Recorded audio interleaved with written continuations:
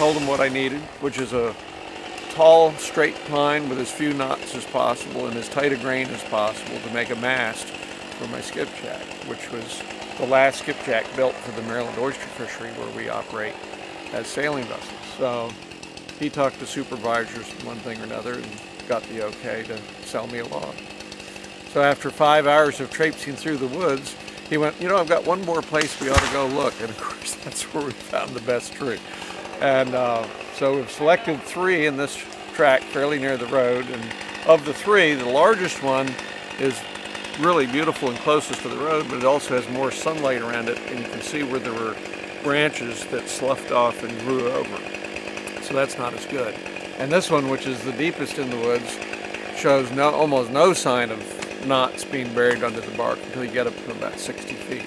And so how tall is it going to be when it's finally finally we're all used? finished, the finished mast will be 64 foot 3 inches. Wow.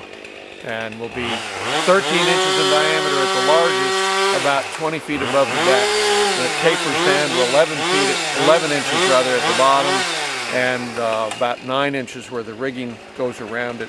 And then there's another 10 foot above the rigging that's tapers down to 6 inches. Wow. Pretty cool. How long have you been captain in skipjacks?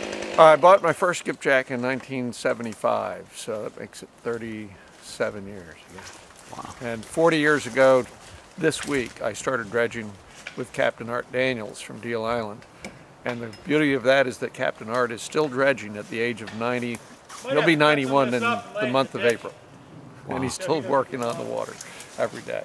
So he was my mentor, and then I decided, well, either go to Alaska and make money or buy a skipjack and stay on the Chesapeake. And I thought the Chesapeake sounded like a good place to be. So.